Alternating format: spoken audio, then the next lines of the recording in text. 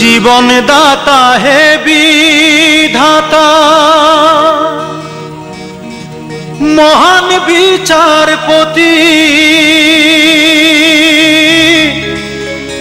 তুমি থাকতে কেন আমার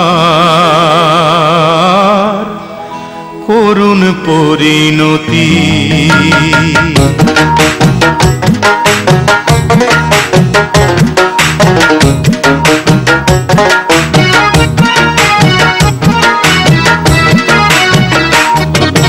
বিচারপতি তোমার কাছে বিচার না পেলে ভাবে পিটিয়েছেন, মানুষকে ভাবে মারে আসলে ভাই।